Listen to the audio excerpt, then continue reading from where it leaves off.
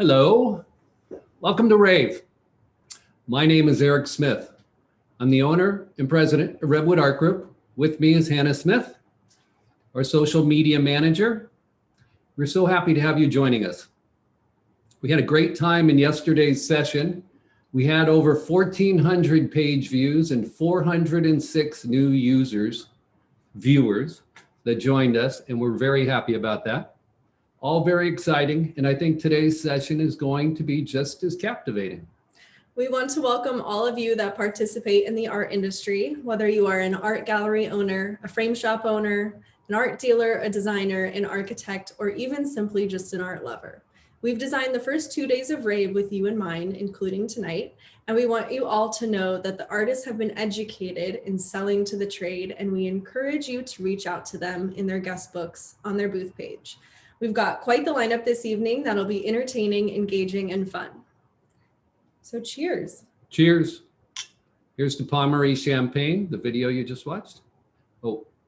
And the video you just watched was a sneak peek into their incredible art installations filmed throughout Maison Pommery in Champagne, France. We are so pleased to work with them and have them again as a sponsor. That video is so cool. I mean, they go down below and they have art and installations and everything. It's really cool. I personally can't wait to start traveling again and see those installations in person.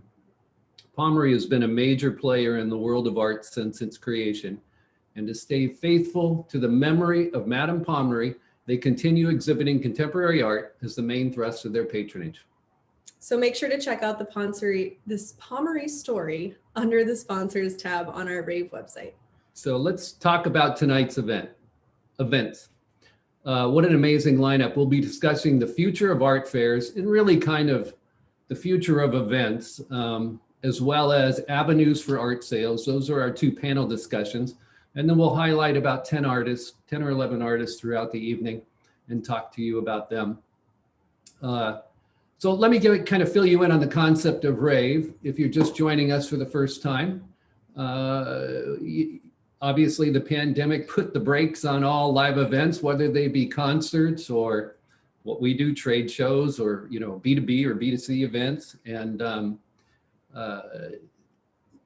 everything has stopped, including a lot of sporting goods events or sporting events. So, and most of you know us for our live events from San Diego to New York to Santa Fe. We have Dallas, we have Miami, events in Miami, 8 events total in a year. And they've all just stopped. So we created Redwood Art Group virtual events, and it just happened to spell RAVE. How cool is that? We will be going back to live events, and we're going to talk to David Audrain about that in a little bit and the timing and things. Starting in September in Brooklyn, October in San Diego. November, we'll be back in New York. And then December, we go to Miami for the Art Basel events, Red Dot and Spectrum. So the purpose now is to keep our community together, keep everybody active, keep people collecting, keep people buying art. And, and that's what this RAVE event is about. And specifically to you trade people, you designers, like this is normally the time where we do Art Expo New York. And it's the trade event for our contemporary art. And the first day we only open to the trade, the first day and a half. So, and a lot of people buy wholesale. And that's what it's about tonight. The artists, we've had some sessions with them and explained to them, those that weren't savvy on the lingo and how people buy as designers and architects and obviously galleries and how to broaden their distribution. So they're educated about that. So tonight we want to create a great positive virtual experience, introducing you to new artists, new works, new stories, and hopefully you'll go out and buy some Pommery and try some new champagne. Exactly. And we are coming to you tonight from beautiful Palm Desert, California. But most importantly, we want to know where you guys are tuning in from, since this is a virtual event.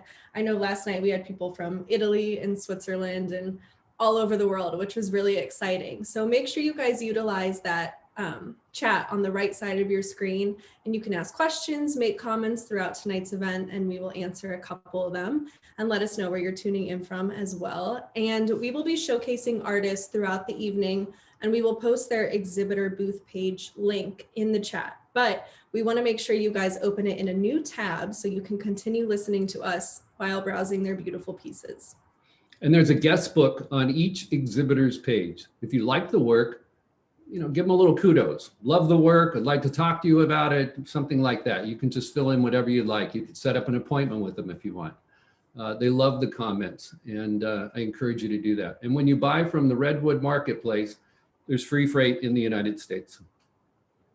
So sit back, relax, grab a drink or a cocktail of choice, and enjoy the next hour or so.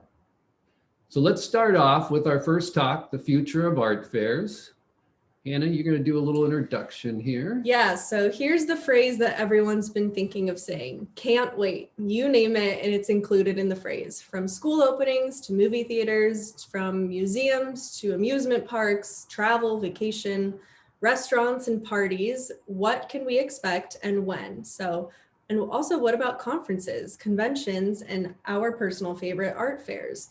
Where are we, and what can we expect in the future? So I want to introduce David Audrain, Executive Director of SISO. SISO is, many of you have heard me talk about SISO before, the Society of Independent Show Organizers. Redwood Art Group is a member. And Sylvia Harrison, Director of Sales, San Diego Convention Center, where we do one of our shows. Hi, Sylvia. Welcome. David. Nice to see you. So we're going to have an open discussion here. Sylvia, let's start with this past year. I remember seeing the Javits Center in New York City, full of hospital beds, first time ever, waiting for COVID patients at the height of this pandemic, right? And that was probably like April, May, June, last year. What's been going on at the San Diego Convention Center? Sure. So in San Diego, as you know, like everyone else, we were closed for events a year ago, March of 2020.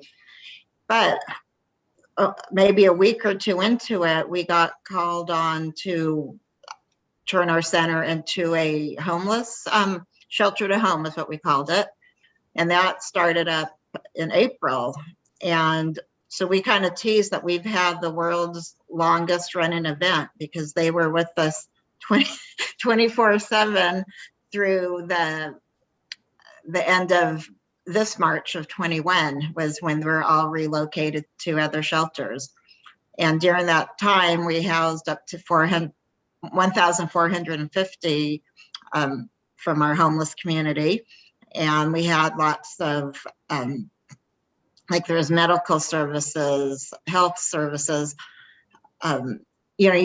transitional services. Their goal was to get them off of the streets and back into other homes. So anyway, so that was very successful. It, helped us a little bit. We didn't have a lot of our own staff working it, but we still had enough, and it helped us, I guess, keep the lights on, if you will. And then they moved out at the end of March, and then the government came to us, and now we're being used as a emergency intake shelter for some of the migrant children that I'm sure everyone's heard on in the news.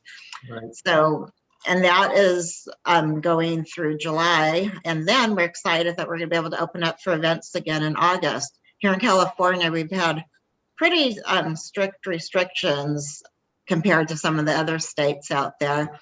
So we were very pleased a few weeks ago when our governor started to relax some of the restrictions, and actually events are able to start up again in June. But since we have visitors right now at our center through July, really all of our other events and conventions had previously canceled. But starting in August, we have a full slate of trade shows, consumer shows, private conferences. So we're excited to start, doing what we do best, hosting events here in San Diego. Well, a couple things. I just kind of wanted to paint the picture because let the audience know what has been going on with convention centers. You did a good job at that, so thank you. Yeah. And I think it's commendable that these convention centers, and their large buildings can step up and really help out in times like this in the pandemic. I mean, that's a great kudos for our industry, right? It's really a good thing. So David, What are you hearing out there? Are organizers booking for space for this summer and fall? Most definitely they are. My own company, I have 6 events scheduled June, July, and August. And as you know, we held our first conference, our CISO CEO Summit, just last week in Florida with 200 C-level execs in attendance. And it was extremely gratifying to get back together in person and see everybody from head to toe and not just shoulders up on these little boxes. The group was extremely pleased about it. Our own shows we've got scheduled in the summer, we're getting very positive responses. We have a variety of shows from the East Coast to Las Vegas, small and large, and universally almost all of them are pretty positive responses. And in fact, industry research right now shows every month the percentage of exhibitors and attendees that have said they're ready to go back to shows has continued to increase. And the latest research that Freeman put out just recently showed that by the winter, by the fall, end of the year, the 90+% of exhibitors and attendees say they expect to be back visiting or participating in shows. That's excellent. That's incredible. David has one of the best named shows in the world. What is it? It's Super Zoo, right?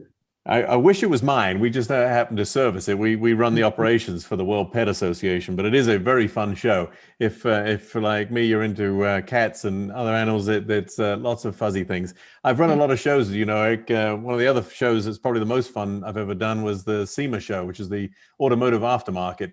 Everything you can do to a car but don't need to. And it's that I ran for many years, and that was definitely the most fun show I ever did. But we run the operations for Super Zoo for the association, and they are looking extremely positive about their August show in Las Vegas. They fill the Mandalay Bay Convention Center, and we're ready to run it 100% in August. Yeah. I love the name of that show. I mean, it's just so funny. And I've been to SEMA, Specialty Equipment Manufacturers Association. Market Association, but yes, Specialty Equipment Market Association. Yeah. As I say, they represent all of the aftermarket, everybody that makes stuff for cars. If you're a car guy, if you're a gearhead, it's everything you can do to your car but don't need to. Right. Right. So, David, what's going on with CISO at the government level?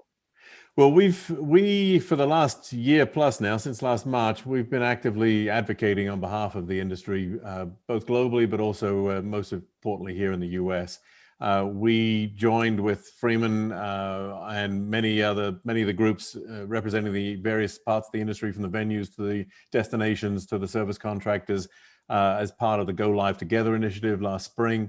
We have since formed a permanent advocacy coalition called the Exhibitions and Conferences Alliance. We've hired a full-time head of government affairs to run that, the advocacy work. We've had lobbyists on retainer since last spring. We've had marketing communications folks working, sharing the information, making sure that the politicians, both on a federal level and on a state level in the key states, understand the economic value of our industry, not just to the cities that we deliver events in, but most importantly to the businesses, the majority of which are small businesses that use trade shows to generate, in many cases, the vast majority of their revenues every year. Yeah, it's been tough for everybody, that's for sure. What are you hearing about international travel for attendees and exhibitors? Do you think that'll take a little longer to get the international? It's still somewhat up in the air. I also serve on the board of the U.S. Travel Association and representing our industry, and they are working obviously with all the airlines and hotel chains with the government on trying to set workable guidelines to get in. Again, our conference last week, normally we would have had a third of our attendees from overseas, our CEOs from outside the U.S. Out of the 100 plus we would have normally had, we had 7. And they were the 7 that tried hard enough to find a way to get in legally, and they did get permission to come in, but it was a lot of work for them from the UK, from Germany, from Canada, and Mexico even. And what the US Travel is advocating for is, in particular, is to make sure that people don't have to quarantine to come in. that if they've been vaccinated, if they have been tested, there is no need for them to quarantine, and that the experts agree with, the medical experts agree with. So that's the position that we as an industry are supporting and pushing forward very much for. We're hopeful. There is talk right now with the UK about building an air bridge between the UK and the US, because obviously the vaccination rates here and the vaccination rates in the UK are higher than the rest of the world for the most part. And so there's a lot more confidence. But even the French president talked recently this last week about wanting to build a bridge this summer as well. So we're hopeful that we will see access coming in from the UK before the summer. And we're hopeful that during the summer, we'll start to see Europe, mainland Europe, accessible as well. Yeah, it's important to us because our New York shows and our Miami events we get a lot of international travel. It wouldn't be a huge difference, but it would be noticeable, I think, because South America and Europe, we get a lot of people visiting Art Basel and Scope and Red Dot and our show Spectrum, and so we're looking forward to inviting them back in December. That's for sure. Mm-hmm. And do you I feel pretty confident that we'll see. Your December event is probably well timed. Yeah, I think so too. Yeah. Things keep changing daily, weekly, monthly, so everything keeps loosening up. So hopefully by December, we'll be able to welcome all those international visitors. And hopefully they're all vaccinated. Right. But you will probably continue to wear masks, right? I think we're going to see that flexibility start to change. I mean, there's already talk about a lot of cities and states are now removing the mandates on masks, certainly outdoors, and they're starting to even remove them. If you have a group of people that have all been vaccinated, the experts have said the risk is minimal at best. That they need to even wear masks inside. So I think, yes, we'll see a lot. I mean, a lot of venues still require masks inside. A lot of hotels still require masks inside in any public areas. And that will obviously continue for some months. The question is, once we get to that point that the federal government is saying that by June, pretty much anybody that wants a vaccine should have been able to have one here in the US. So at that point, is there the same need? And that's what we'll start to see, but that will certainly be changing over the next months. But I certainly think that by the fall, all things being equal, I think we'll have a lot more flexibility. What we saw in China, I think, is the best example. China started last summer when they were able to drive the infection rate down to almost zero. They started running big shows last July. And they've been running shows almost constantly since then. And in fact, their domestic business in China is literally at the sort of 80, 90, 100% of 2019 numbers in the trade show business, with major million square foot shows happening just these last weeks. And what happened is that because the infection rate is so low, yes, people are still wearing masks, but they're not requiring them. They're not requiring the distancing because the infection rate is almost negligible. And when you get to that point, then the risk is very, very small. And people immediately, their participation in shows really came back almost instantly. That's good news. Yeah. Mm-hmm. And Sylvia, San Diego is such a, tourist location. So are you seeing more travelers come through? Yes, especially on the weekends, our hotels are starting to get over 80% occupancy. When I live down in the downtown area, so when I'm out and about, all the restaurants are super crowded. All of the, our touristy areas, everyone's coming. I think people just after over a year, being cooped up in their homes, they're wanting to go out and travel and they feel safe. Yes, I still see people wear masks outside, some do, some don't, but everyone's pretty much follows the rules. I notice and wear them, in the establishments that, is required. And yes, and we're also gearing up for when our trade show business comes back, that a lot of people will be traveling with their families and bringing their families with them because, again, they want to get out of the house. They maybe haven't had vacations in over a year, so they might do business and also, tack on a vacation to that as well. Well, that's a So good we're point. optimistic. Yeah, that's a good point. I bet people do that. I can't wait to get out and travel. I know. Well, thanks you guys. David, it's always a pleasure to talk to you, and you're very insightful, and I appreciate all the work you do for our industry. I'm And very happy to Sylvia? be here. We wish you the very best of luck with your events in the fall. Yeah, thank you. Thank you. And Sylvia, we'll see you in October. Yeah. We will, yes. Thank you. All right, bye-bye. Thank you, guys. So let's do a few artist highlights. Absolutely. So Laura? Yeah, go ahead. let's start off with Linda Roberts photography. Linda Roberts is a landscape and nature fine art photographer. Her photographs are a reflection of her strong love of nature, and Linda holds a deep appreciation for the endless cycle of natural life. Linda is constantly challenging herself to learning new techniques and experimenting with different ways to bring the emotion of each piece forward. She believes photographs are more than just an image. They are moods, feelings, and breath. Yeah, she should really be photographing for National Geographic. I've been to National Geographic actually has their own galleries now, and her photographs are incredible. I love the piece called The Guardians. It's got a lot of depth, and I think those are the pools of the cauldrons in Yellowstone National Park. Really great piece there. And Waiting to Exhale, she's smart enough to put a boat in there where it shows some signs of human life. So you can actually kind of think about, oh, I should go get in that boat and row myself away. They're really good pieces. Her prices are really amazing for the quality of her work. I would highly suggest that everybody go check out her guest page. And if you want to get in touch with her, her contact information is there. And now let's go over to Shalane Grant. Shalane creates artwork at Wall Candy Art Studio in Calgary, Alberta, Canada. She is a lifelong artist and enjoys expressing herself through creativity. Shalane wants to bring awareness to mental health concerns and impacting society by evoking emotion and conversation through her vibrant artwork. Brightly colored pieces, very bright, kind of like her personality. I've met Shalane and had dinner with her before.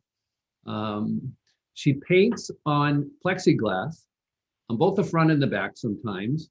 So if you think about the way she's creating the piece, she's painting it from behind. So she's got to think what's going to be the first thing you see is what she's putting down, not the last thing that you see she's putting down. So it's painting it backwards.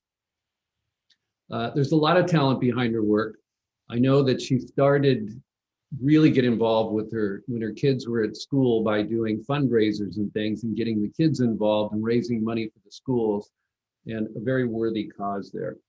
A lot of her pieces are only $1,000. So you're getting a good sized piece of work for very little money. Those in the industry, designers and dealers, you should pick up on that because she can paint quickly and produce a lot of work if you can sell it. So I would highly advise you to take a look at Shalane's work. It brings a lot of color and joy into people's lives and into a room. And up next, we have Elena Dobrovolskaya. Elena, hey, that was really good. Thank Hannah. you. Elena is a New York City-based Russian artist working in contemporary realism using oil and pastel.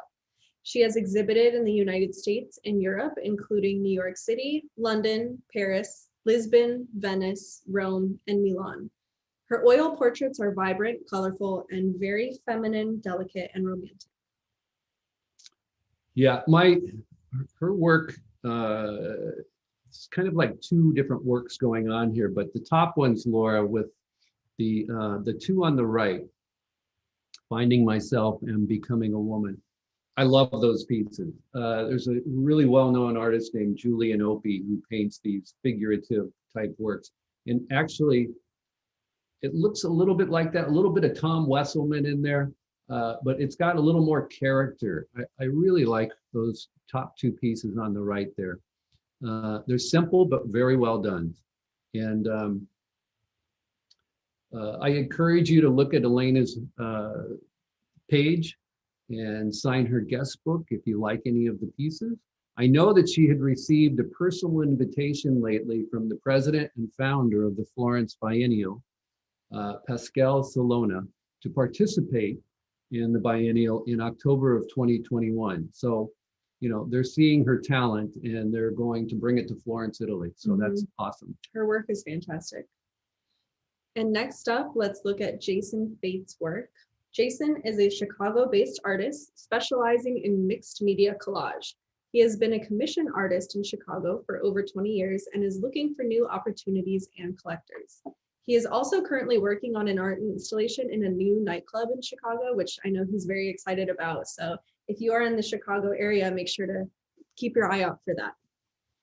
Yeah, so Jason's work is a really good example of not everything translates perfectly through a computer because they're collages. You really have to see them in person. I mean, I'm sure the color will pop. It's a completely different thing when you're seeing his work live.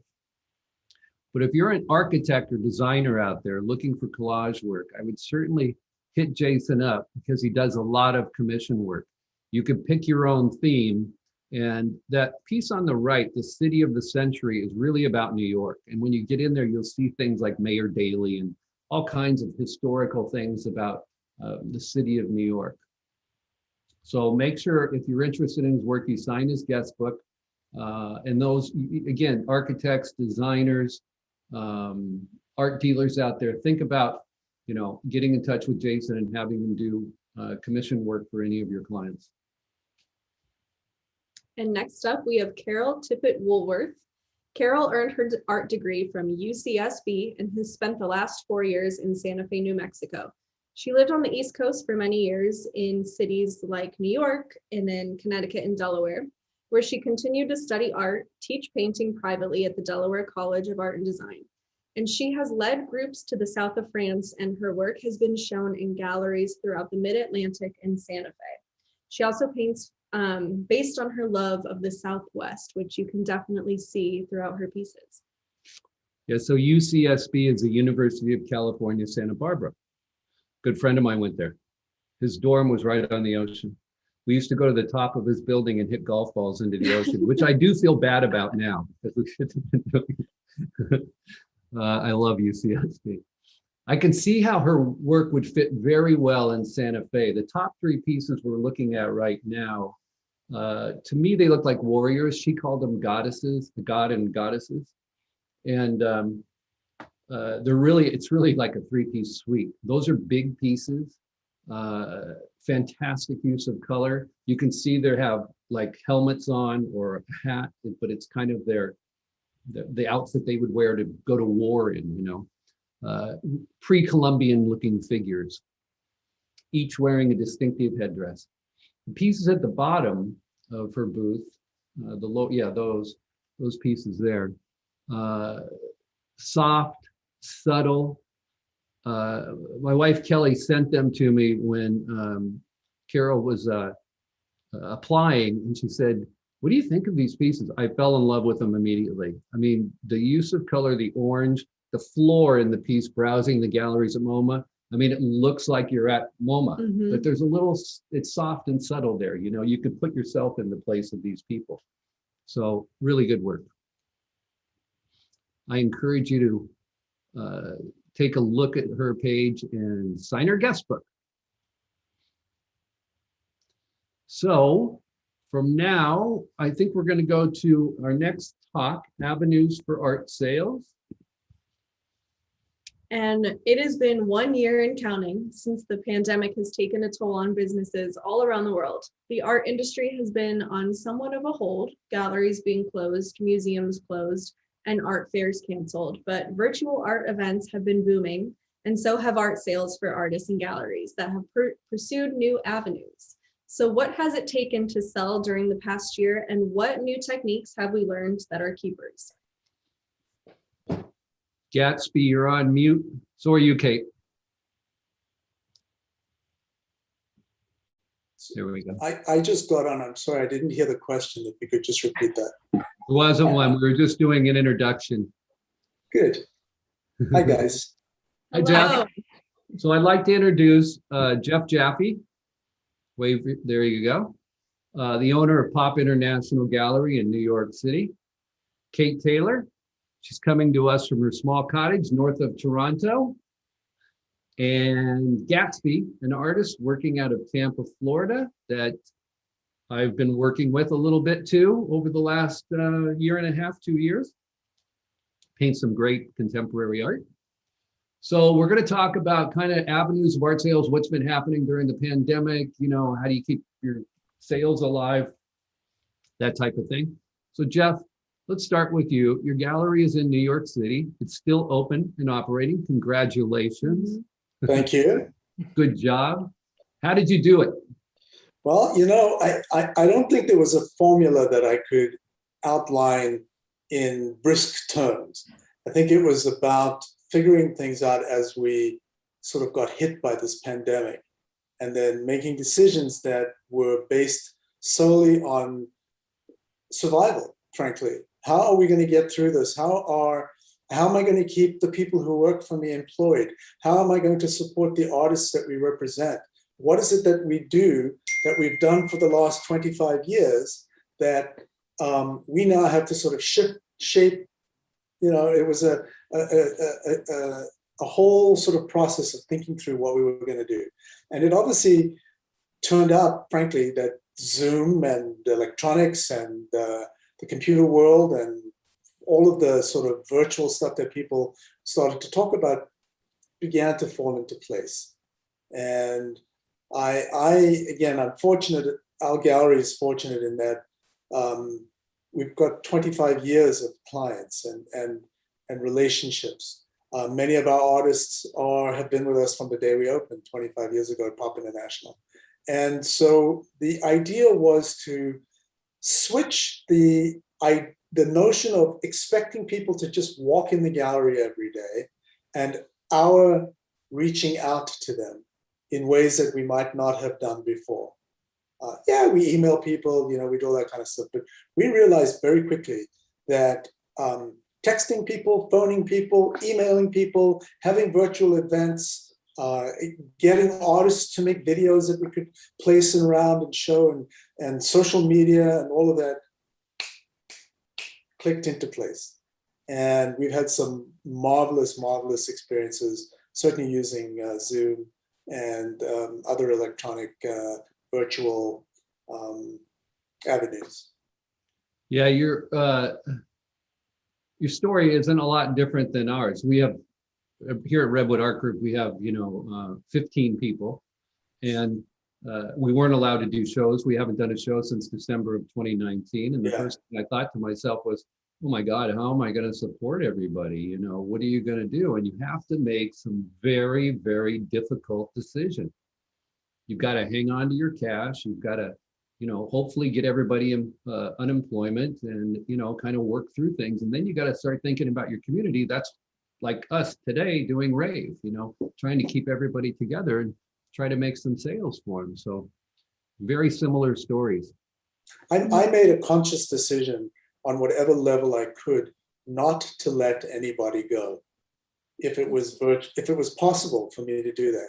And all the government support, the payroll protection programs and so on and so forth. So we were fortunate, amongst other things that I was able to do, to keep all of the sales team intact, which was pretty wonderful. And I'm grateful and humbled by that, frankly. Yeah, and that they wanted to stay.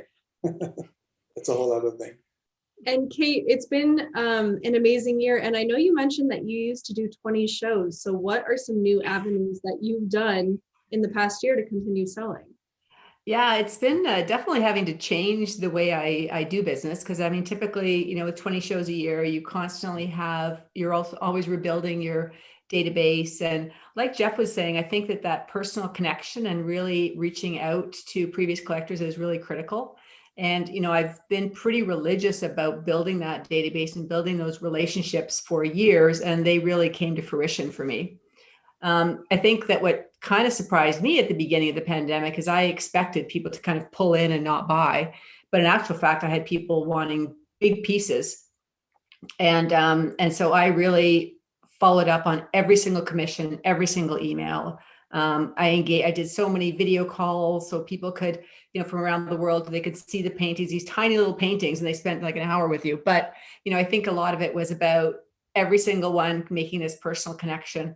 And so I've been really busy, and I actually was probably a bit overly optimistic, but I kept my revenue target this year. That was the same as last year, which was pretty aggressive, because I figure, it's about not getting caught up in all the things that are going bad, but keeping positive with all the things that are going well, and kind of trying to provide that joy, I guess, to your clients. Yeah, and your work definitely brings joy in a lot of people. So I'm sure a lot of your collectors needed that, especially in the last year. Well, they needed that. I also, as you know, I have a 0 risk commission policy.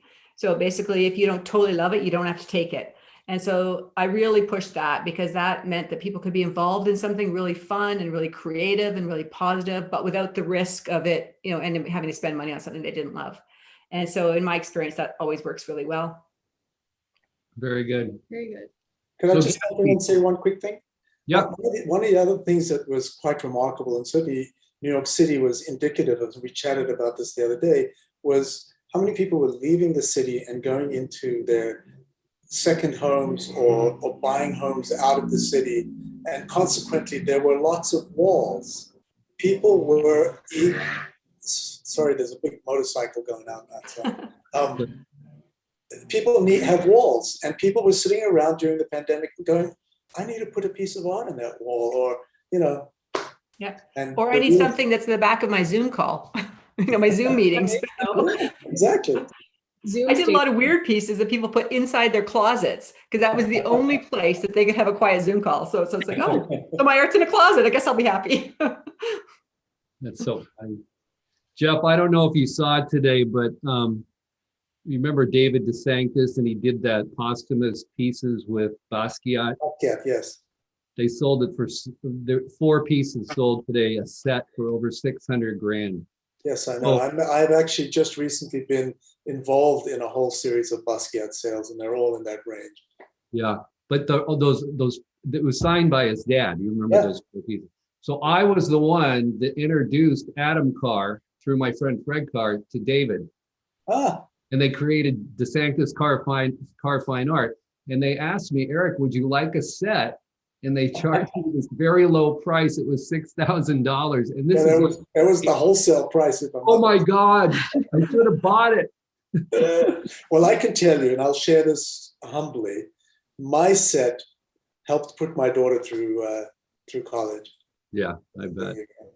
That's cool. So let's go on to Gatsby, because Gatsby, you did some very creative things, which I take my hat off to you.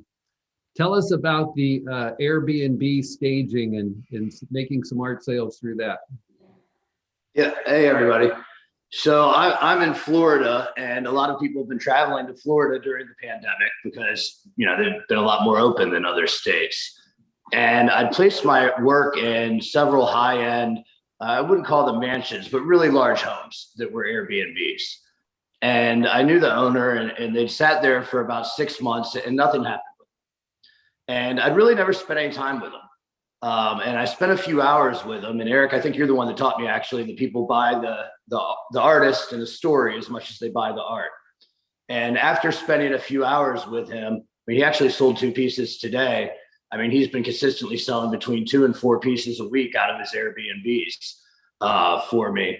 And during the pandemic, I've really, that relationship helped me realize that I should focus on expanding my relationships with my other collectors and turning them into advocates and almost brokers as well, because they're passionate about the work and buy into the whole story and know what my work's about. So they tell the story passionately when people come over anyway. And that's helped my sales go up dramatically, even during the pandemic when we weren't able to have live events and fairs. Excellent. That's a great story. It is about the relationship, and it's about the stories that people, you know, when a collector buys a new piece of work and they put it up on their wall, and then they have friends over for dinner and they're like, oh, you got a new painting there, right? They don't talk about, oh, it's mixed media on camp. They talk about the whole experience, about meeting the artist or buying the painting or why they, you know, it's all about that. So the stories are what's key. I think it's also about being bold. You know, I mean, I think that this is an opportunity where, you know, you can do things that are outside of the norm because, you know, even if it screws up, there you can always kind of put it down to, well, the COVID. And so things are different. But I think that it's a matter of not wallowing in what's happening, but looking at the opportunities that are out there. And I think like Gatsby is doing, it's kind of like he saw a need and he went after it. He didn't think about whether or not it was going to work or not. Like you just try it and it worked, which is amazing. And if it didn't work, then you've got nothing to lose. Right. Correct. And there's plenty of stories we're not telling that didn't work. So, well, I share those on my Instagram. You do that. But I think the other thing that I really did too is like I really missed people because I'm an extrovert. And that was probably the hardest thing for me is my husband was so happy to be at home all the time and it was driving me crazy. So I started doing these interviews called Talking to Artists, which I'm on like episode almost 50 now, where I would just reach out to artists that I like and we'd have a chat about it. And from that, I had a lot of people say, well, it's great that you're introducing us to other artists, but we now want to know what you're doing. So I started doing chats about as I was working in the studio so they could see what I'm doing and see how I'm doing. And I would talk about commissions or my color choices or whatever. But, you know, I find making that personal connection has been so critical. Absolutely. And kind of showing people the process of your work, I think, makes them fall in love with it a little bit more. Mm-hmm. That's been And then they one can of talk the- about it. If I may add something to that, one of the things about the way we work at the Pop Gallery is developing a relationship between the artist and the collector, not the artist and me per se, because that's abundantly clear and obvious. But the relationships that we're able to foster between collectors and artists over the years has been something really spectacular. But with COVID, having been locked up and making art because that's all they could do, and then having these lovely electronic virtual events, they became much more sort of intimate. People could talk to each other and they were, oh, you know, when I was in the gallery a few years, it was amazing. Just, it's been an amazing time on that level. Mm-hmm. Yeah, that's really cool. And speaking of virtual events, Jeff, you did a virtual event with Ron English, right? I did. We had been trying to do something for quite some time, and we had a chat about it, and he decided to do a project for Pop that he'd never really done before. And so we had some basis to sort of really go out to our collectors and say, we have a lovely thing to do with Ron. But what we also did was we used social media significantly before we did our Zoom event. Instagram Live was a wonderful thing. I think we might have had 3,000 people just on our Instagram Live moment. And that sort of opened up a whole bunch of stuff. And then the RSVP to the Zoom event, it was by invite only and by RSVP only. It was just remarkable. And Ron was lovely and was, you know, sitting in front of the art in the studio and being really chatty and deeply sort of sincere about what he does. It was really special. That's awesome. So Kate, you have 14 galleries in the US and Canada, which says a lot about your work itself. Did you do anything to help to assist them during the past year to keep things moving? Oh, absolutely. And some of those galleries actually are art consultants. And I do have one in England as well. But I think that what I did is I always really look at the relationships with the gallery as a real partnership. So one of the things I did struggle with was whether or not to put pricing on my website or not, because I didn't want to get in a situation where I was undercutting my galleries. And some of the galleries in the US have prices that are more expensive than the Canadian galleries. So I only have very small pieces on sale for my website. But I also really made sure the pieces that were on my website, I directed them to the galleries where they were selling, but I also actually encouraged them to do social media. So for example, I think with all of the galleries, I invited them on to Talking to Artists, and they had actually not done a live interview before because it's kind of not scripted. And from that, they started doing their own and interviewing artists. And so I think that's part of it. Probably the biggest thing I did though is I reached out to each gallery and I kind of said, okay, so instead of me just bringing a bunch of stuff in and you can tell me what you like, tell me what you need. Like what colors are you seeing? What trends are you seeing? What are you finding your clients are asking for? What are your designer clients asking for? And then I will paint to that palette. And so I think that helped them have something that was going to be just a faster, easier sell for them. People sell what they like. For sure. Yeah. Yeah. And I think that I know if I do turquoises and blues, they'll sell. I love to do oranges and pinks, and they're a harder sell, right? Because not everyone's really into that, especially in Canada. But most of our galleries were closed pretty much for the year. So the US has been much more open, which for me has been a godsend because it's allowed me to actually continue to sell through the galleries because it's been really tough in Canada. Yeah, and Gatsby, you work a lot in social media as well. I know you do a lot of DMing and outreach and kind of putting yourself out there. Yeah, correct. So I not only DM people, I've also, during COVID, I actually saw a massive uptick in what people were willing to spend online as well. You know, I've advertised every post I've ever done on Instagram. So I've definitely honed in on the audience that responds the most to my work compared to where I was 3 years ago when I started advertising. But I've also seen people a lot more willing to make purchases from an artist that they hadn't heard of before, to where before the pandemic, I mean, sometimes I'd go a month or 5 weeks without selling anything myself on social media. And now to where I'm selling, you know, between 3 and 5 originals a week on social media just through the Instagram posts. That's great. It's a powerful tool, which is really incredible for artists.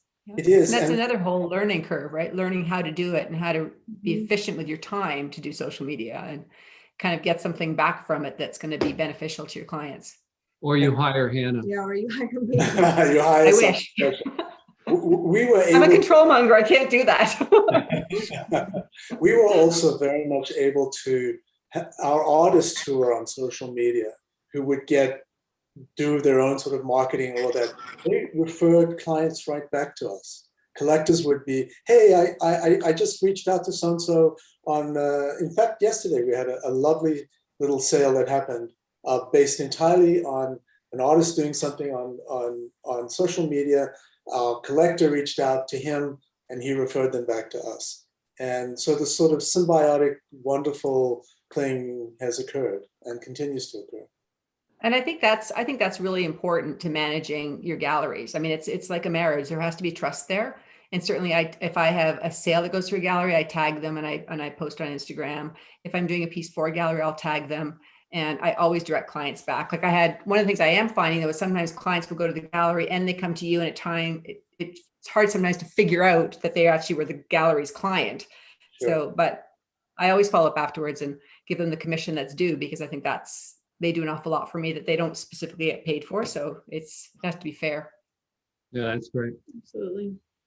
Well, thanks everybody. I mean, for taking your time and sharing these stories with our audience. We really appreciate it. Kate, Jeff, and Gatsby. And we're going to talk about Gatsby in a minute, aren't we? Mm-hmm. Give me a call, Gatsby. Thanks. It was great to meet you guys. Thanks, everybody. Thank you so much. Appreciate it. Thanks. Bye. Bye. Bye-bye. So let's do a couple more RAVE showcases. All right. And I say we start. Oh, wait. Laura, you're raising your hand. What? I'm just so impressed, and I'm so happy about everybody like giving us shout outs and sharing their own experiences in the YouTube chat. We appreciate it so much. And we've got Linda Roberts from Montana, David Clendenin from Florida, Stephen Robeck from Santa Fe, our Gallia Levinska from Prague, and Gail Feed from Simi Valley, California, and Duke Windsor as well. So anyway. Awesome. Appreciate it, guys.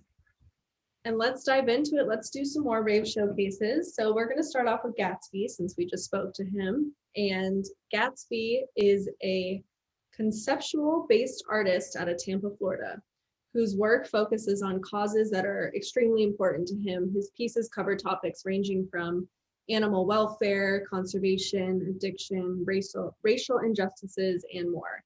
And although he has only been a professional artist for 4 years, his work has been highlighted at the Grammys, American Music Awards, Billboard Music Awards, Fashion Week, Miss America, as well as in top galleries in Los Angeles, New York, and Miami. And he recently just celebrated his birthday. So happy birthday to him. So we just spoke to Gatsby. So now you can put a work to his face. Get what I did there? Usually it's a face to the work. His work really, really sells well. Contemporary pop work.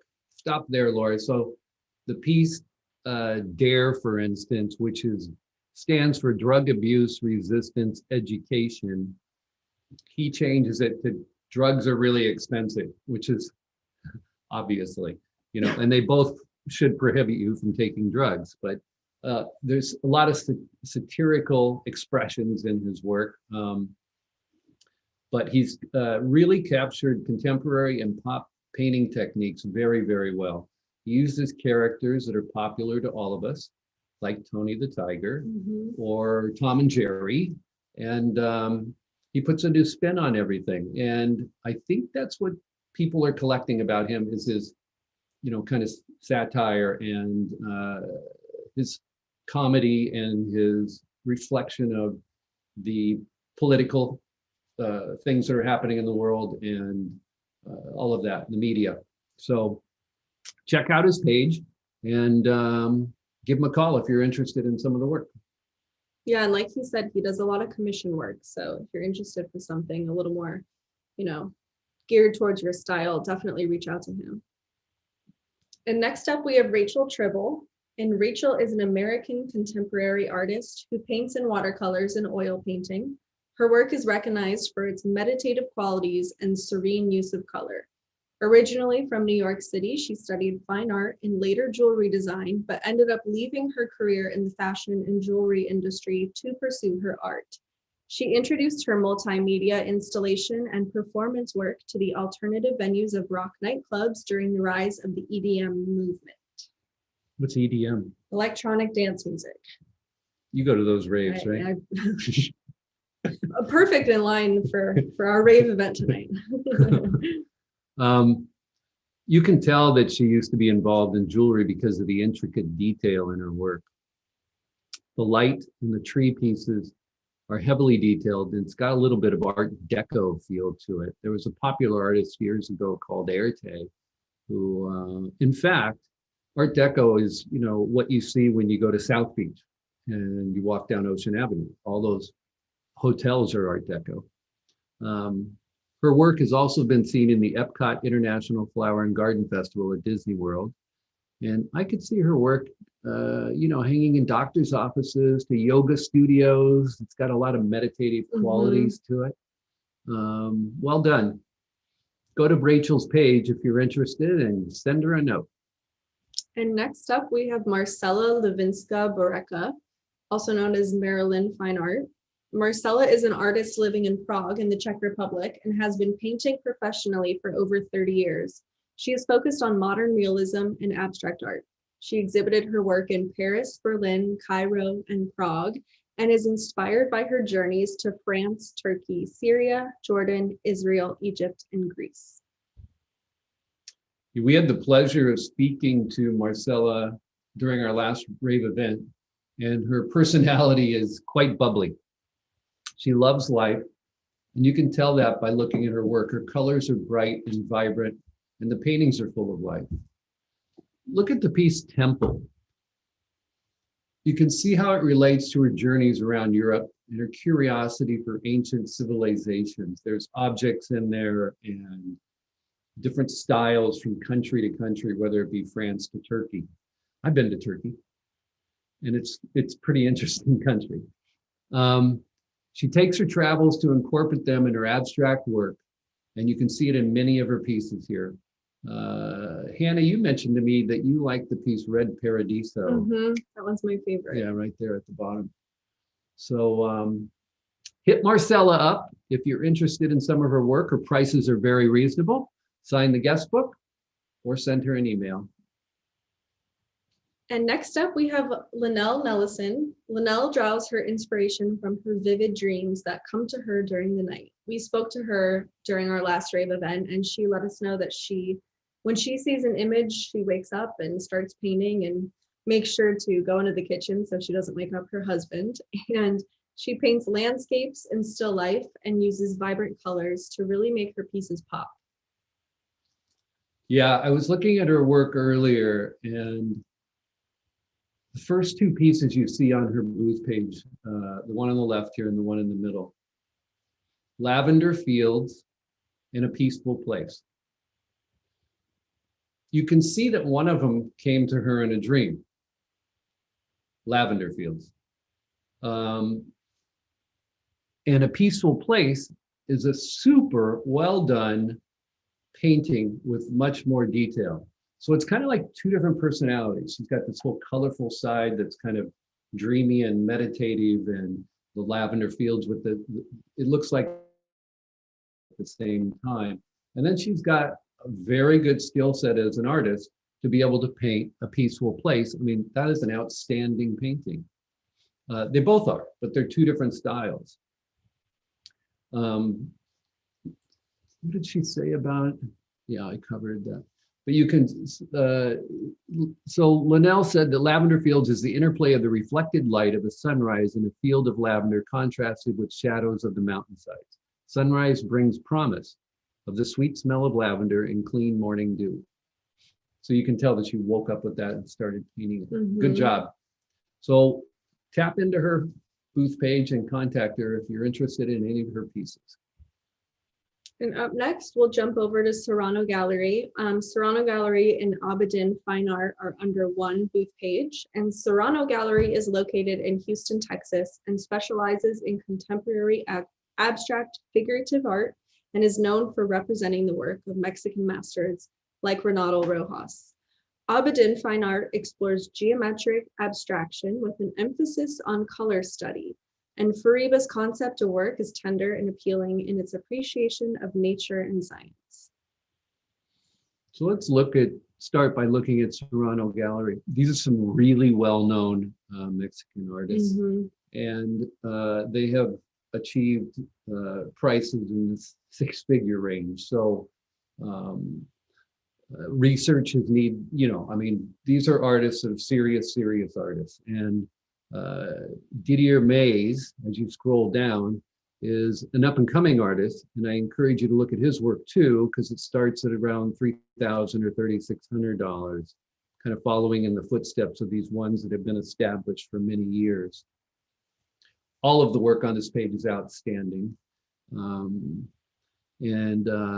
If you're a designer or architect or somebody out there looking for, and you're placing things in somebody's new home in the Hamptons, or these are the pieces to look at during this RAVE event. These are really well-known artists.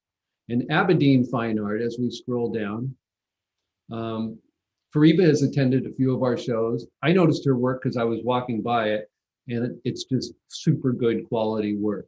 She does paintings and then three-dimensional pieces, as you can see on the far right. The quality of the work is, on a scale of 1 to 10, it's a 10. And it's precise and well executed. Her use of color is outstanding, and the geometry piece is, how big is that? The one on the left I know is a 40 by 40, the painting on canvas. And that's the same size that Andy Warhol used to do. Everything was 40 by 40. It's a perfectly sized piece to fit into any home. And that piece is $8,500. The piece on the far right is a bigger piece, a wall sculpture with her geometric figures. And that's, I think it was around 19,000. So these are great pieces for an installation for any architect, designer. And Fariba is a great artist. And I hope to see her at another one of our events soon. Yeah. And next up, we're going to hop over to Risk Rock Studio. Multi-talented fine artist, sculptor, and graffiti pioneer Kelly Risk Graval has been synonymous with the Los Angeles art community for over 30 years. He rose to prominence as the originator of bright, colorful West Coast graffiti style. He pioneered Hitting Up the Heavens, which meant putting his graffiti as high as possible, scaling up and writing on freeway signs and overpasses. Risk has solidified his place in the history books as a world-renowned graffiti legend and contemporary artist. Risk will also be joining us tomorrow for our New York Stories Art Talk, so be sure to be there because I personally love listening to his stories and he's got some really great ones. So these are the new additions to his work, the Buddha series. You can see his signature butterflies on the lower pieces, and there's a lot of color to them. But the Buddha pieces that he's done here, there's some original work, and then there's some prints that you can get for around $1,200. And Risk has done murals everywhere, including this big one in San Diego, all over the world. He did a huge hospital that was closed in Canada at one time. I think it was one of the biggest murals ever. So he painted this old hospital that was closed, and it's really cool. You could Google it. But he paints layers upon layers upon layers. And you can see the graffiti work in a lot of these pieces too. But the butterflies, I think Linda told me that he has 4 daughters, and there's 4 butterflies in that diptych down there, 1 for each daughter. Nice, sweet story there. I love the butterflies. So be sure to check out all of the artworks from today's artists and our RAVE exhibitors, from innovative galleries to today's top independent artist. Have a personal visit with them by arranging an appointment from their guest book. And join us tomorrow at 4 p.m. Pacific, 7 p.m. Eastern for our Collector Day. And it's the last day of RAVE New York. Now stay with us as Vanguard Culture's Susana Pareto Swap interviews Francisco Morales, Gallery Director of the Front Art and Cultura. The Front has been giving exposure to art and artists working on the on-trend visual arts movement focused on diversity, immigration, and inclusion. Thank you. Bye-bye, everybody. See you tomorrow. Oh, Laura had her hand raised. I see that, Laura. It's all right. Sorry. I didn't get it put down before I was going to screen share. So, okay, there we go. All right, everybody. See you tomorrow. See you tomorrow.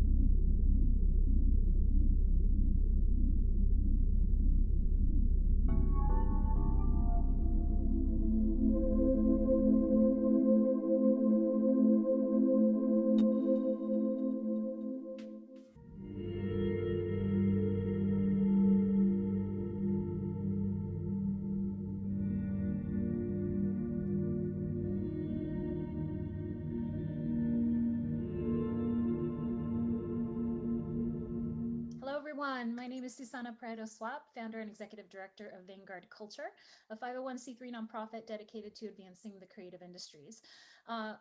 Today, it is my absolute pleasure to welcome to our art shop talk Francisco Morales. He is the gallery director at the Front Arte en Cultura, which is a binational art gallery in the border region. And before we bring him on, I'd love to read you his bio. He's a very interesting individual, and I'm really excited to interview him. So Pablo Francisco Morales is originally from Mexico City, currently living and working in San Diego, California. Francisco is a composer and multimedia artist. He creates music, sound, and multimedia installations, interventions, and performances. His work has been presented throughout the world, specifically across Mexico, the United States, Europe, and South America. Francisco is the current gallery director at the Front Arte en Cultura binational art gallery in the border region of San Isidro, United States, and Tijuana, Mexico, in Baja California, where he curates art exhibitions, workshops, and performances focused on the transnational artistic life of the region, but keeping an eye on the international art scene as well. He is also an educator leading the art youth training program at the gallery. It's my absolute pleasure to welcome Francisco. Welcome. Hello, Susana. Hello, everybody. Thank you for the invite, and thank you for your interest in this work that we do. Yeah, thank you. So for those of you that don't know this San Diego, Tijuana kind of region, I'd love to give everybody just a little bit of an idea about what the art scene looks like in living in this binational space. Tell us a little bit about the art scene in Tijuana and how it is connected to the San Diego community.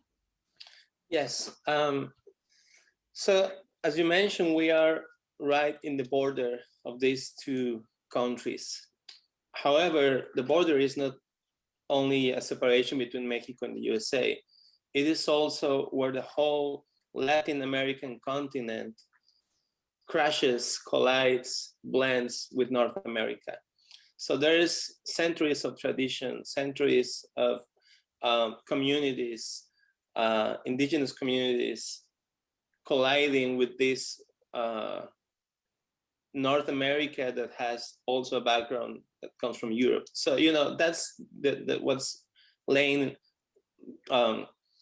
really under the whole border situation. Mm-hmm. As an arts organization, we deal with artists from both sides of the border, which means artists from Central America, from South America, from Mexico, from Canada, from the United States. And San Isidro becomes a bridge, even though sometimes these two cultures collide.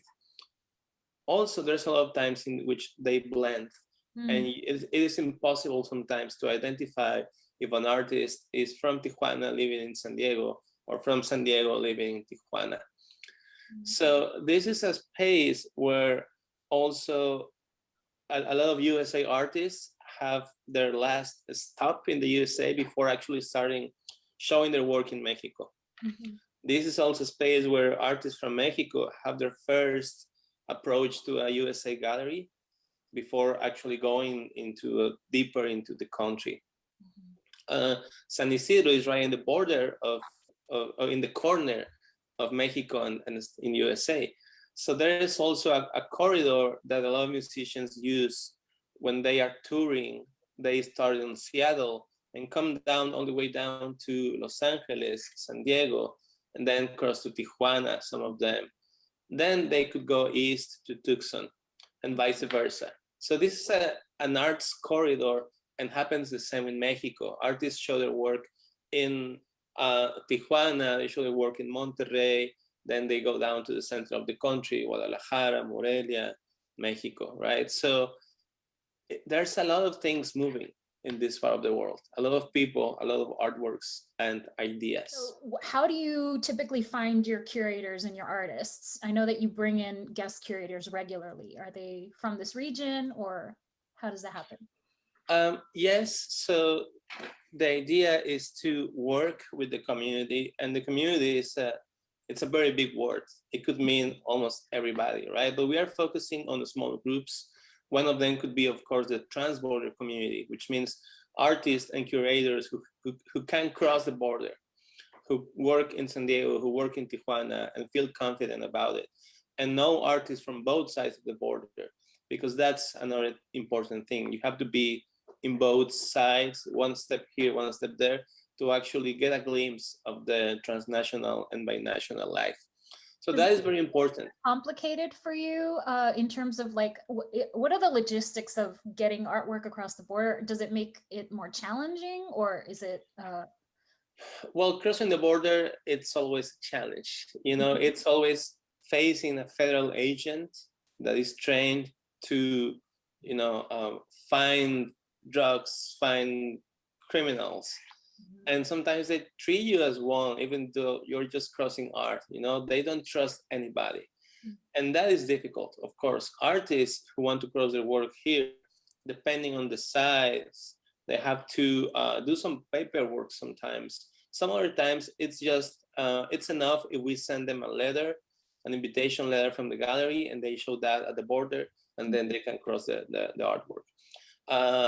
It is difficult, yes. Waiting times are big also, but just like everybody living in this region, we make it happen, right? We're used to it. Yeah, we're incredibly resilient here along the border. Exactly. So has the pandemic created more opportunities in this like virtual space? I mean, can you work now with curators that are just not right across the border, but maybe like, you know, in another country quite far away, like another Latin American country? Yes, yes. And I was talking about this with Norma Iglesias Prieto. Yeah, so the pandemic brought other things that I assume they're going to stay, like online meetings, online workshops, and online just working generally. You're right. Actually, the next exhibition, we're going to work with a curator from Mexico City and 2 curators from San Diego. So that is something that we've never done before, and we never thought about it before. But now it seems possible. We've done it with Ingrid, and I have kind of a strategy now, and we're going to make it happen. And that is exciting, actually.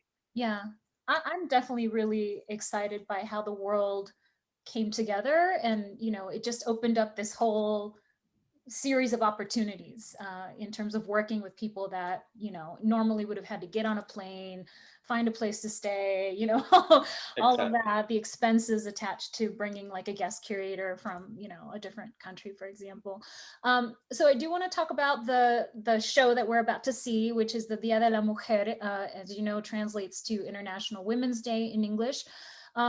Can you give us a little bit of sense, because this is a, you know, Mexico, United States centric type of exhibition. Can you give us a sense of what Dia de la Mujer, how it's traditionally, you know, celebrated in Mexico, or are there any, you know, traditions that are attached to this that we should know about, like to give it a little bit of context? Not really. I mean, and actually, it's a very delicate subject now, because the commemoration, I wouldn't call it a celebration, the commemoration of International Women's Day is now seen as an opportunity to resist, to be resilient, to talk about all these issues affecting women and womanhood. So as an exhibition, it becomes an image of that resilience, of that even violence, you know, that is being committed against women. And coming from Mexico, where there's a lot of women being killed with no response by the government whatsoever, you know, the exhibition becomes an act of resistance and a protest even. I think this is the first time in the last few years that women have felt empowered to have a voice and to finally push back against this en masse, you know, so I'd love to talk about what we see in the exhibition. First, it's called Domestic Geographies, and the central theme is the home. So my understanding is that each artist submitted works that respond to the various roles that women play in the home, and then attempt to reimagine them. So give us a little bit of an overview. Which ones are your favorite artists? Give us some examples that we're going to see in a minute. Yes, exactly. So the theme of the exhibition is every year selected by the curator, the guest curator. In this case, Ingrid Hernandez. She's a photographer and curator from Tijuana. And she chose this title. She named the exhibition Domestic Geographies. And the exhibition is about how women have to reinvent themselves within the domestic sphere to, you know, survive, resist, at the same time work from home, and then have their families there and their kids, and do all these things the women do, also in the middle of the pandemic. The exhibition is not about the pandemic, but I think the pandemic highlighted the fact that so many different and difficult things happen at home, and we don't pay attention to them. So this exhibition is about that. And yes, artists submitted works that talk about these issues, talk about domestic violence, talk about traditions in the family, that talk about the body, sexuality, you know, all these things that happen just to any of us, but more specifically to women and how they affect them. That's what the exhibition is about. We have a lot of photography. We have a lot of contemporary photography from the region. Some of them are from Tijuana, some of them are from Ensenada. And there is a very interesting photography scene in this part of the world. And it's very strong. The themes are very strong. They talk about violence. They talk about love and violence within your partner. They talk about religious violence, and so many very actually difficult themes to talk about in an everyday conversation. Mm-hmm. So if you come to see the exhibition, you're going to see a lot of I would say hard to swallow pills, right? Mm-hmm. It's not a beautiful exhibition. Mm-hmm. It is difficult because there's so many difficult things happening in this part of the world. We have also works that talk about the domestic work, all the work that women do in their houses and is not paid. We talk about the body, sexuality, body shaming, all these issues affecting women of all ages. Mm-hmm. We have a couple of sculptures and a lot of video art. Yeah, I was going to ask, you have mixed media, multimedia sculpture, fiber arts, I thought I saw in there as well. I know you have great photography and then traditional 2D work. We have artists from different parts of the world, not only from Tijuana and San Diego. So we have videos from Costa Rica. We have a book from Brazil. We have photographies from the UK. We have a video from Norway. So the video selection is very international. Mm-hmm. And the video language, the visual language, it's very fresh, I would call it. So let's take a moment to watch that and we'll kind of come back and touch base, okay? Thanks. Okay.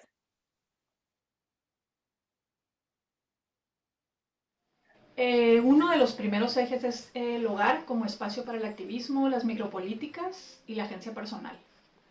Otro eje importante dentro de la exhibición es cuerpo e identidad, el cuerpo homenajeado, el cuerpo cuestionado o el cuerpo aceptado. Un tercer eje es reinterpretaciones, reapropiaciones, cuestionamientos a las tradiciones y herencias familiares. El cuarto, reimaginación y revalorización de roles y de las tareas domésticas. Y el quinto núcleo está compuesto por tradiciones, también identidades y migración.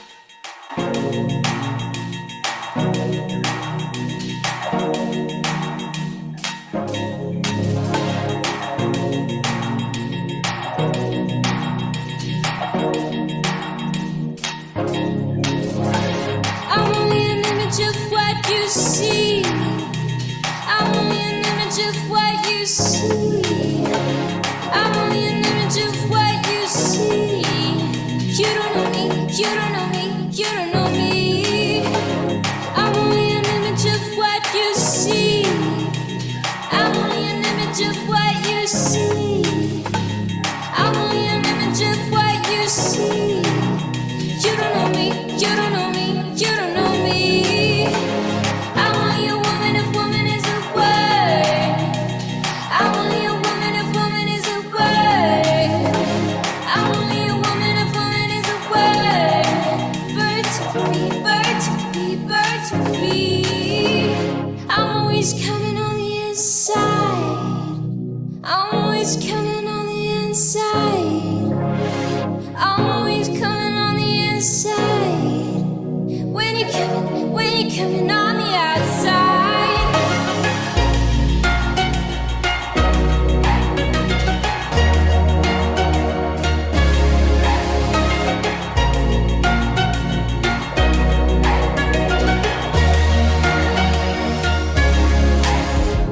I'm only a figure if you can see my frame. I'm only a figure if you can see my frame. I'm only a figure if you can see my frame. Fire with no fire with no fire with no flame. I'm only a struggle if I get in your way.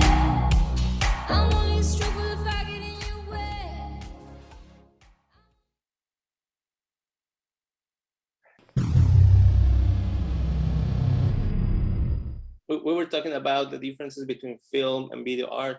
And video art is definitely dares to do more things, right? Changes the traditional ways of pointing the camera, the framing, and all these techniques that there's kind of a standard in film. Video art is just different. You could use any camera. You could use an antique camera to make a contemporary piece. So it's very fresh. That's kind of one word that describes. Yeah, I really enjoyed the video section. So tell us about the two curators that you brought on. One of them is a video art curator specifically, and then the other one is a film curator. Tell us about the two bodies of work that they created or that they curated. Itzel Martinez del Cañizo. She is a curator from Mexico, Tijuana, and now we live in Mexico City. She's been working with this film festival called Ambulante. It's a film festival in Mexico moving across the country. So she has a vast knowledge about film. And she created these 7 movies, amazing movies. I saw almost all of them. And these movies talk about what happens within the domestic sphere. It could be about 3 brothers taking care of their 94-year-old grandma suddenly, and what happens with, in that situation. It could be about gender violence, it could be about love. So Itzel Martinez del Cañizo brought a very specific perspective, that is not actually giving you answers on what is right and what is wrong, but is just raising more questions. It doesn't condemn men as the guilty of all the problems happening to women, but actually shows us different masculinities and how there's some people actually doing right. We have Carla Aguiñiga as a co-curator of the video art program. Carla was invited by Ingrid Hernandez, the curator of the exhibition. Carla is an artist and curator from the USA and Mexico, working in Tijuana, Los Angeles, San Diego. And Carla invited this selection of artists. Carla Aguiñiga selected video art pieces that talk about reinventing and how we make visible what is invisible within the domestic sphere, right? Like domestic work. How many hours do we work at home? How much that should be paid? And nobody talks about that.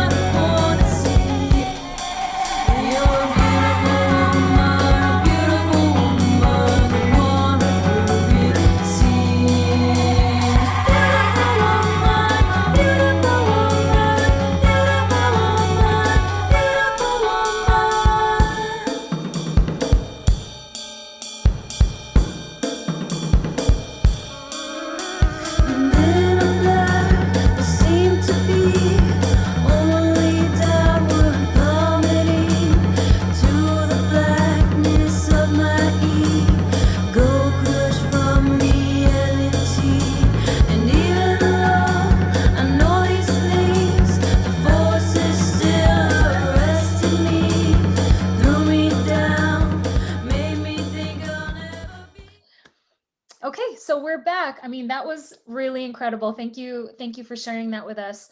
You do have one very famous person that you're working with, Julieta Venegas, who's curating the music experiences for the show. Tell us about that. Yes, Julieta Venegas curated a playlist on Spotify, and it is amazing.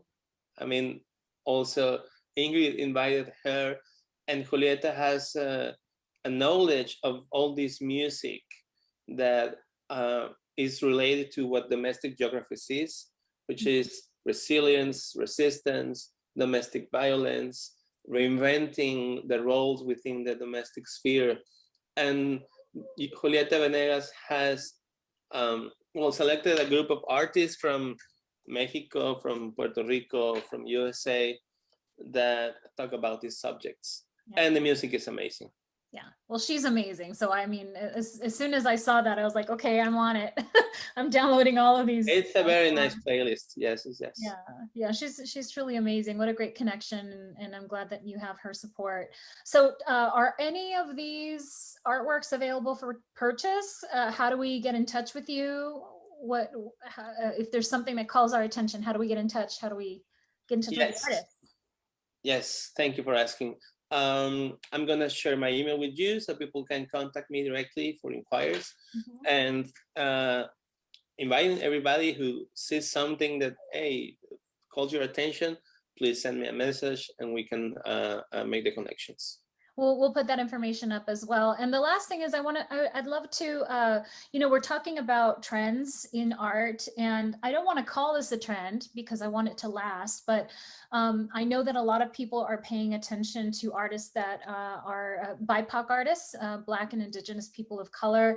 And you work with a lot of, BIPOC artists, but you are also just in tune with the art world right now. So tell us who we should be paying attention to right now. Who are those, up and coming emergent artists that you really want to advocate for right now? Yes, we have shown some artists in the gallery. We have had solo exhibitions of some of these artists, or being part of group exhibitions. And I have a few names of local artists who are amazing. One of them is Rizel Javier. She's a Filipino-American artist working in San Diego, an educator, photographer. She had a solo exhibition here with us. It was very, very, very beautiful. She talks about culture, about identity, about family in a very warm way. So definitely you have to look her up. Recently, we worked with a street artist called Gerber. He just moved to San Diego 6 months ago, and he was part of the urban art exhibition that we had. We actually bought a couple of pieces. One of the hotels across the street bought a couple of pieces of him. He has a very vibrant technique, aesthetics, definitely describing all the craziness that happens in the border region. Amel Janet is, she creates drawings and paintings, most of the times in glass or in mirrors, with a very, very strong technique. And it's like just focused on the skin and the skin color, but with a very, very like a close up. So you just identify that there is a part of the body in this huge 5-feet mirror, and you can actually see yourself, but you can also see a part of this painting. She's great, and she's very, very young. So we also want to support her, and she's a good artist to look for. Yeah, these are great. These are great recommendations. Anybody else that's just sort of out in the world that's really inspiring you right now, that we should be paying attention to? Well, yes, Irma Sofia Hueter. Irma Sofia is a very well-known artist from the region. We also had a solo exhibition of her work last year. I will also mention Fifi Martinez. She's a comic artist, so her technique, her whole body of work is different. She's focused on comics, but she calls herself your emotional cartoonist, because her comics are about love, are about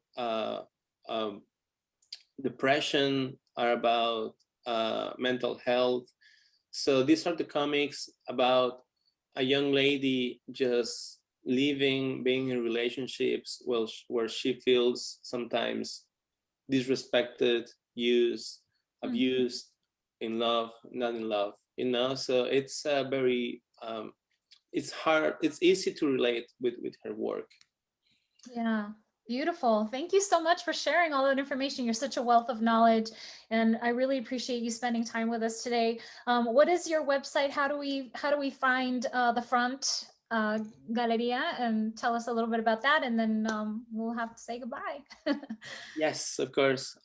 We are on social media as The Front Arte Cultura, Instagram and Facebook. You can also find our website at thefront.casafamiliar.org, and hope you get in touch soon. Thank you, Susana, and thank you, everybody. Well, thank you so much for your time today. Bye. Take care, everybody. Bye-bye.